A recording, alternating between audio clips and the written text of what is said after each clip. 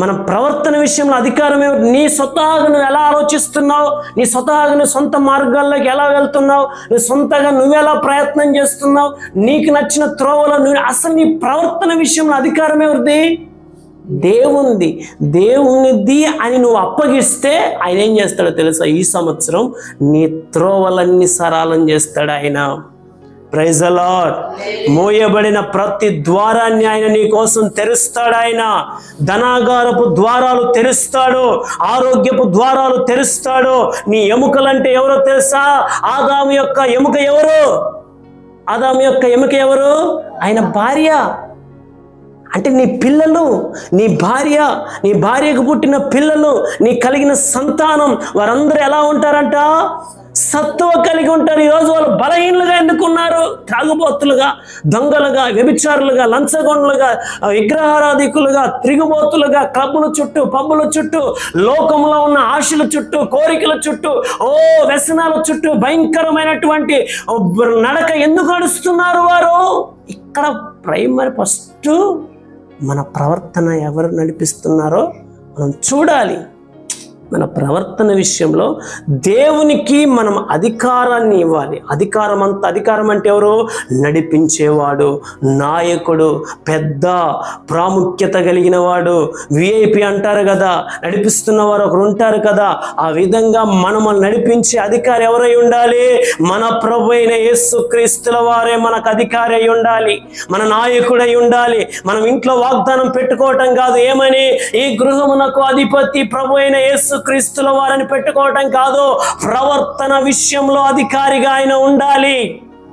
ప్రవర్తన విషయంలో ఆయన అధికారిగా ఉండాలి. ఆలోచనల విషయంలో ఆయన అధికారంగా ఉండాలి. దేహం విషయంలో ఆయన అధికారంగా ఉండాలి. మన ఎముకల విషయంలో కూడా ఎవరు అధికారం ఉండాలి? యేసు ప్రభుల వారు ఉండాలి.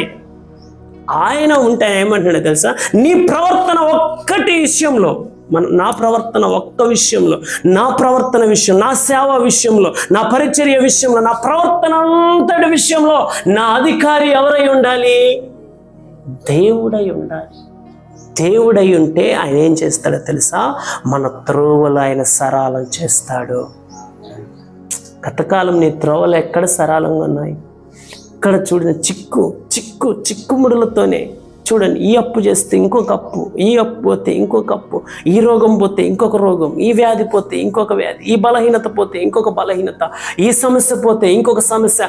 ఆ సమస్యల మధ్యలో, తలంపుల్లో, ఆలోచనలో చిక్కుబడిపోయి బంధకాల్లోనే ఉండిపోయినట్టుగా లేదు నీ జీవితం. Praise the Lord. హల్లెలూయా.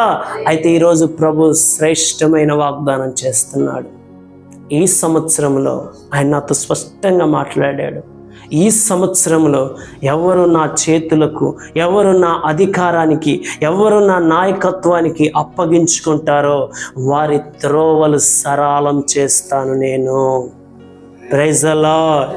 నేను అంటాను కదా, ఏ ఆశీర్వాదంను పొందుకోకుండా నీ త్రోవలో అడ్డుపడిన అడ్డుబండలను ఆయన ఈ సంవత్సరం తొలగిస్తాడు.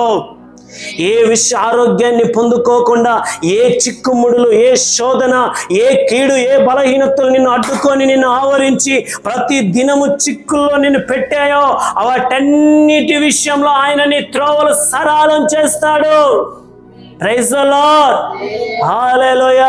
పని చేద్దామంటే ద్వారాలు మూయబడ్డట్టుగా, ఉపవాసం ఉందామంటే ద్వారాలు మూయబడ్డట్టుగా, ప్రార్థన చేద్దామంటే ద్వారాలు మూయబడినట్లుగా, ఎటు చూసినా గజిబిజి, గందరగోళం అనే స్థితిలో చిక్కుబడిపోయి ఉన్న మన జీవితాలతో ప్రభు వాగ్దానం ఇస్తున్నాడు. ఏమంటే వీటన్నిటి విషయంలో నువ్వు ఆలోచించవలసిన అవసరం లేదు, కానీ నువ్వు ఒకే ఒక్క విషయంలో, ఒకే ఒక్క మాటని ఇక్కడ అన్ని ఆశీర్వాదాలు ఆయన పొందుపరచడేమని, నీ ప్రవర్తన ఈ సంవత్సరం దేవుని అధికారానికి అప్పగించాలి.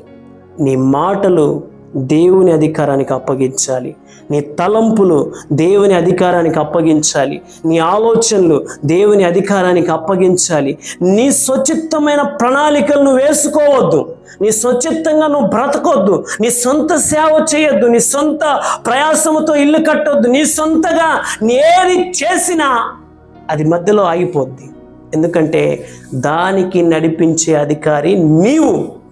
ఒకవేళ నీ ప్రవర్తన విషయంలో దేవుని అధికారమునకు ఒప్పుకుంటే ఆయన ఏం చేస్తాడు? త్రోవలు సరళమైపోతాయి. పిల్లలు పుట్టారు, ఏం చేయాలి? ప్రభువా, ఈ పిల్లల విషయంలో వీరి మీద అధికారం మొత్తం నేను నీకు అప్పగిస్తున్నాను. పిల్లల ఫీజుల విషయంలో సహాయం చేయి, వస్త్రాల విషయంలో సహాయం చేయి, నైనా ధాన్యం విషయంలో సహాయం చేయి ప్రభువా అని చెప్పి ఆ పిల్లల విషయంలో నీ యొక్క ప్రవర్తన ఎవరికి అప్పగించాలి? దేవునికి అప్పగించుకోవాలి. భర్త విషయంలో నీ ప్రవర్తన ఎవరికి అప్పగించాలి? నువ్వు ప్రయాసపడద్దు. నేను చెప్తున్నాను కదా, నువ్వు ప్రయాసపడితే సమయం వ్యర్థమైపోద్ది, ఆరోగ్యం వ్యర్థమైపోద్ది, డబ్బు వ్యర్థమైపోద్ది, నీ పేరు ప్రతిష్టతలు వ్యర్థమైపోతాయి.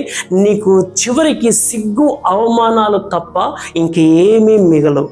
నీ జీవితంలో ఏది జరగాలన్నా, నా పరిచర్యలో, మన పరిచర్యలో, మన సేవలో ఏది జరగాలన్నా ఈ యొక్క విషయాలన్నిటికీ అధికారం ఎవరు ఉండాలో తెలుసా?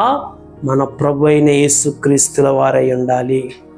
ప్రైజ్ ది లార్డ్, హల్లెలూయా. అందుకే ప్రభు లేఖనాల్లో ఉంటుంది ఏమని? సిరికిని దేవునికిని ఎవరు కూడా దాసులై ఉండరు. రెండు యజమానులకు మనం దాసులుగా ఉండకూడదు. అయితే సిరికన్నా ఉండాలి లేదా దేవునికన్నా ఉండాలి. అంటే మన మీద యజమానిత్వం ఎవరు చేయాలి? అయితే ప్రభు అన్న చేయాలి, లేకపోతే లోకమన్నా చేయాలి.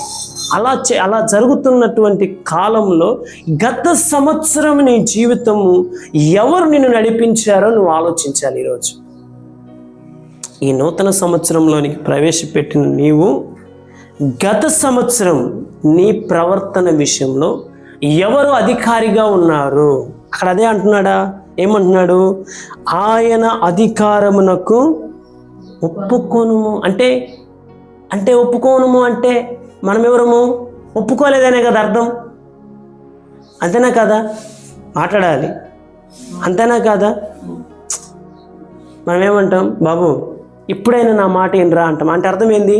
అంతకుముందు ఆ విషయం ఆ వ్యక్తికి మనము చెప్పాం, అంతకుముందు ఈ విషయాన్ని ఆ వ్యక్తికి మనము తెలియజేసాం.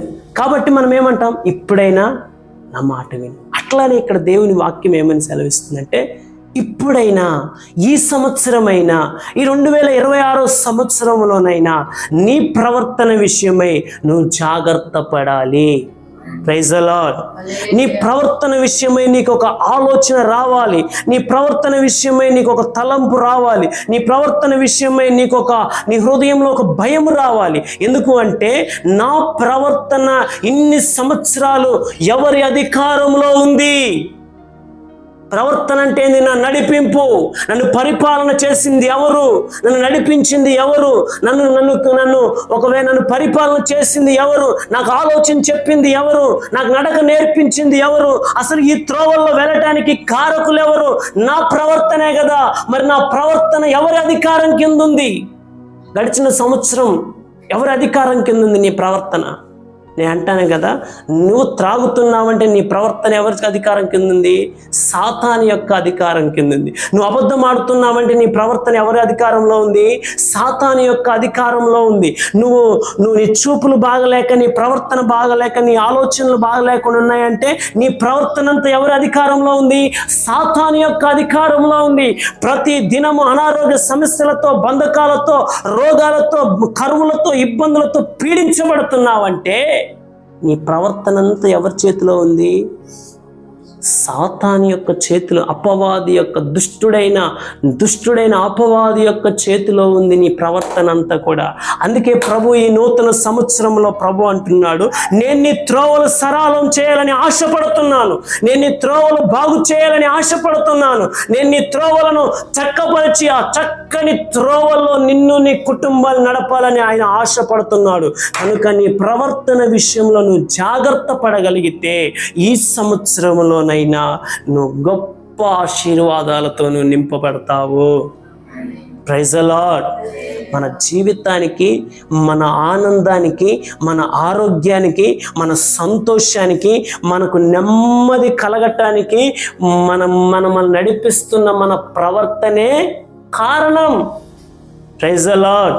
ఒక పిల్లవాడు పుడితే ఏమంటాడు? వాడి ప్రవర్తన అసలు మంచిది కాదురా అంటారు. ఒకవేళ మంచిగా నడిచే పిల్లవాడైనాక మనం ఏమంటాం? అతని ప్రవర్తనను బట్టే అతనికి మేలు కలిగింది.